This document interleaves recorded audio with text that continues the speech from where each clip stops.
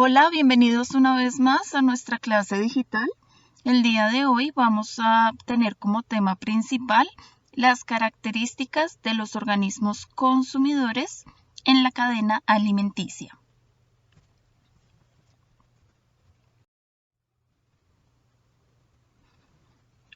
Antes de profundizar acerca de los consumidores, vamos a recordar de nuestro video anterior en el cual presentamos a los organismos productores que están integrados por las plantas, unas características principales que tienen estos dentro de nuestro ecosistema.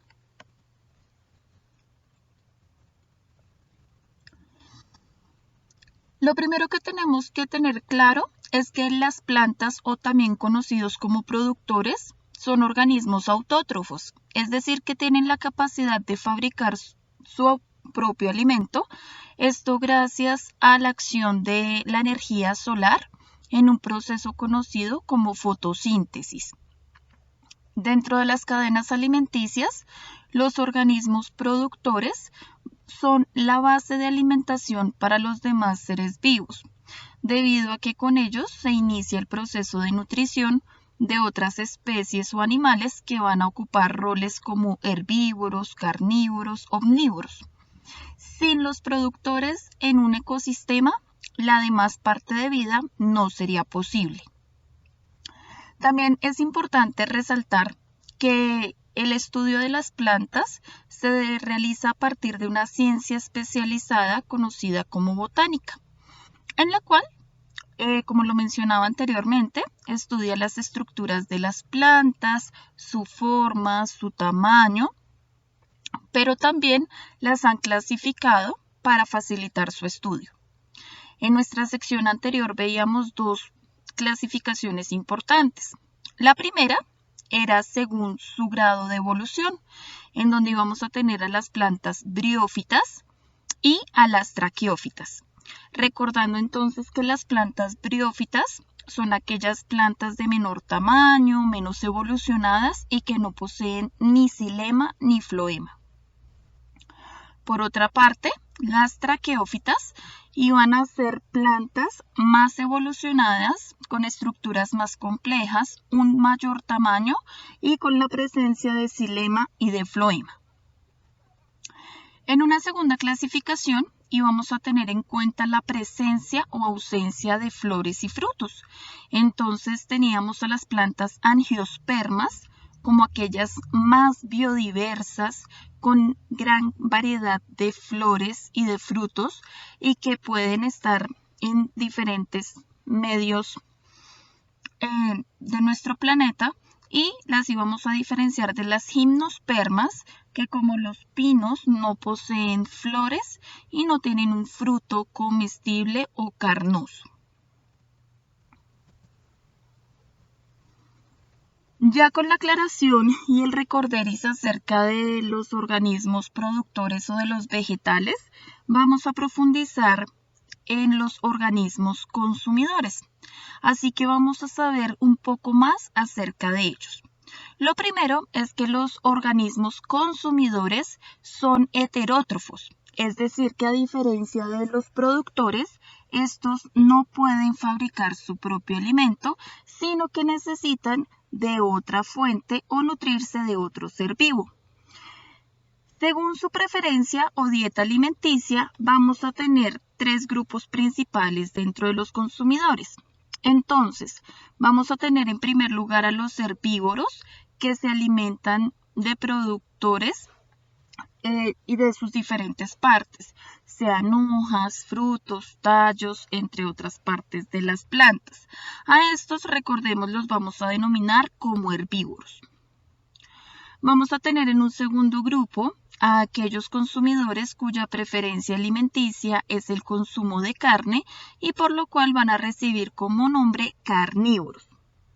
Y en un tercer grupo vamos a tener, como el caso de nosotros, que podemos tener una dieta basada en vegetales, pero también en carne, y por lo cual nos conoceremos como omnívoros.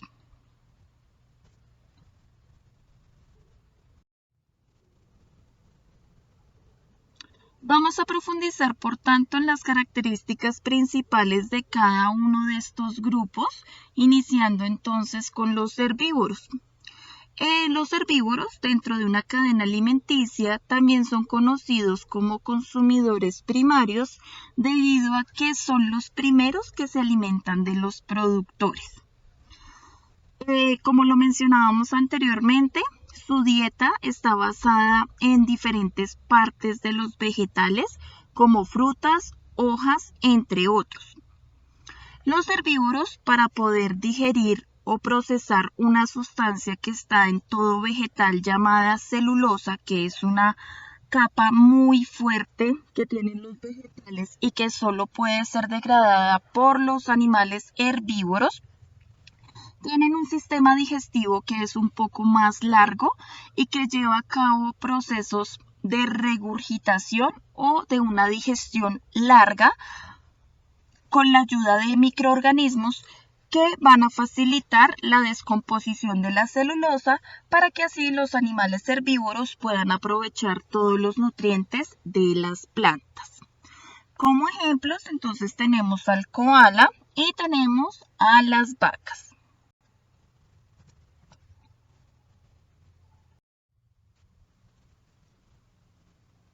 En un segundo grupo vamos a encontrar entonces a los animales clasificados como carnívoros. Su otro nombre son consumidores secundarios, pero se les atribuye este nombre a los carnívoros que se alimentan específicamente de otros herbívoros. Porque cuando un carnívoro se alimenta de otro carnívoro, ya no podría ser un consumidor secundario, sino que sería un consumidor terciario. Ya lo vamos a ver en un ejemplo por qué. Entonces, los carnívoros serán considerados como consumidores secundarios siempre y cuando se alimenten de herbívoros. Resulta que los consumidores de secundarios o de segundo y tercer orden pueden cambiar de posición dependiendo de la cadena alimenticia en la que se encuentren. Es decir, que si nosotros como seres humanos consumimos una vaca, estaríamos actuando dentro de la cadena alimenticia como consumidores secundarios. ¿Por qué?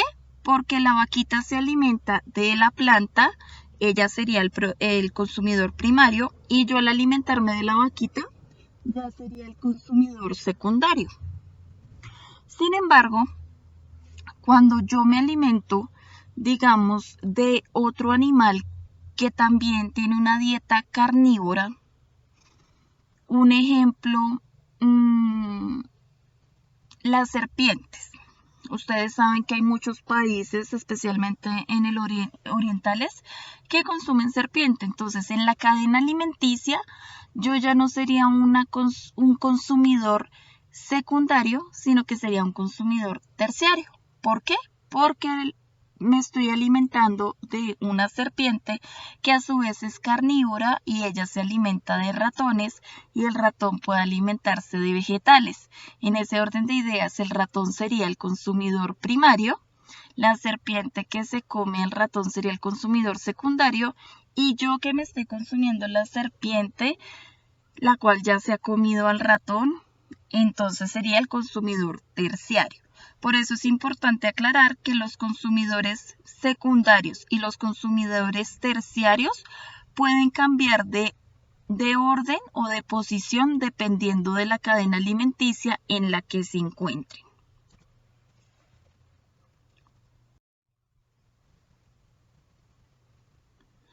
En un tercer grupo vamos a encontrar entonces a los omnívoros, que son organismos que tienen un comportamiento herbívoro y carnívoro.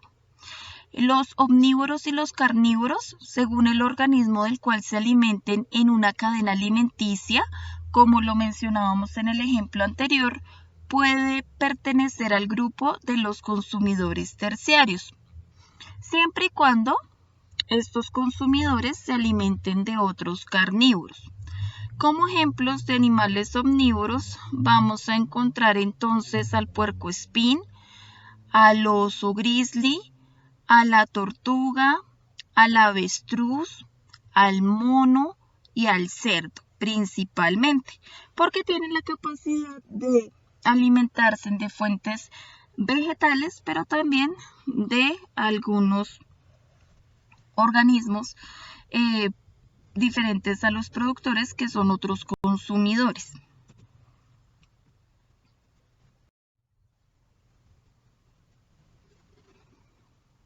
Es importante reconocer que en las cadenas alimenticias vamos a contar con unos organismos que van a actuar como descomponedores y tienen una importante función en el ecosistema porque ellos son como los recicladores de nutrientes de todos aquellos animales y vegetales que han muerto y los devuelven a la tierra.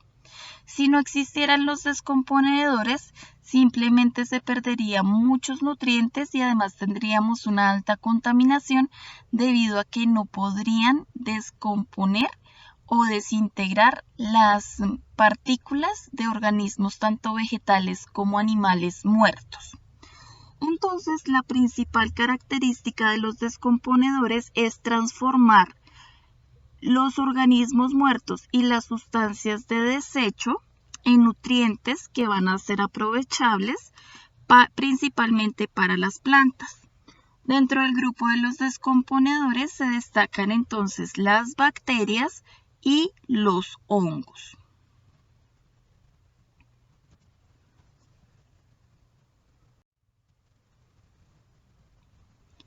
Una vez que hicimos el recorrido, haciendo un paréntesis en cada tipo de organismo consumidor según su dieta alimenticia, entonces hablamos de los herbívoros, de los carnívoros, de los omnívoros, reconociéndolos como consumidores primarios, secundarios y terciarios, además de rescatar la gran importancia de los descomponedores. Vamos a hablar de una palabra muy importante dentro de las cadenas alimenticias, que son los niveles tróficos. ¿Qué son los niveles tróficos? Son categorías o una forma de clasificar a los seres vivos que participan en una cadena alimenticia. Para clasificarlos, entonces se tiene en cuenta la forma en que los organismos obtienen su energía y sus nutrientes. De forma clara y precisa, entonces podemos decir que los niveles tróficos en una cadena alimenticia están dados por las plantas, que son los productores, es decir, los que pueden fabricar su propio alimento a partir de la energía del sol, la cual va a ser consumida por los consumidores primarios, que son aquellos animales que se alimentan de las diferentes partes de las plantas. Estos consumidores primarios, que sería nuestro segundo nivel trófico, son a su vez, digamos, devorados por unos consumidores secundarios que van a obtener los nutrientes y energías a partir del consumo de los consumidores primarios. Vamos a tener unos consumidores terciarios, que serán los que se alimentan exclusivamente de los consumidores secundarios, y vamos a tener unos consumidores cuaternarios o descomponedores, que son aquellos que se alimentan de materia orgánica muerta, tanto de plantas como de animales, y lo regresan al suelo. Anteriormente mencionábamos dentro de los descomponedores a los hongos y a las bacterias, pero acá tenemos un ejemplo también de un buitre, o conocido coloquialmente en nuestro país como los chulos, los cuales se alimentan de materia muerta, y ellos son muy importantes a nivel ecológico porque su organismo descompone esa materia, y cuando ellos defecan, pues están dando nutrientes para ser aprovechados en la tierra por las plantas.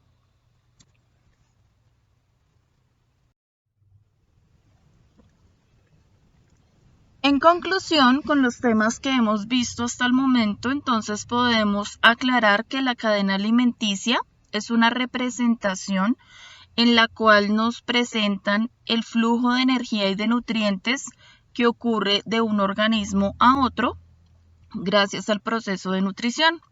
También es importante tener en cuenta que la cadena alimenticia está compuesta por una serie de organismos a los cuales vamos a identificar como productores y consumidores, recordando que a los organismos que participan en una cadena alimenticia se les denomina como niveles tróficos. Es decir, que una cadena alimenticia, sus niveles tróficos estarán compuestos por productores, consumidores primarios o herbívoros, consumidores secundarios o carnívoros y consumidores terciarios, que pueden estar compuestos por los omnívoros y por carnívoros, siempre y cuando estos se alimenten de otros carnívoros. También es importante resaltar que cada población de un organismo es un eslabón o es, digamos, tiene un papel muy importante en la cadena alimentaria, ya que a partir de ese organismo dependen otras especies. Por ejemplo, si la planta desapareciera, resulta que desaparecerían automáticamente los animales que son herbívoros porque no tendrían de quién alimentarse. Pero si desaparecen los herbívoros, a su vez desaparecerían los carnívoros porque no tendrían esos organismos o seres vivos de los cuales también obtener nutrientes. Aquí vamos a tener dos ejemplos de cadenas alimenticias. Voy a explicarlas brevemente para poder identificar con precisión las características o los niveles tróficos que tienen cada una de ellas. En la primera vamos a encontrar entonces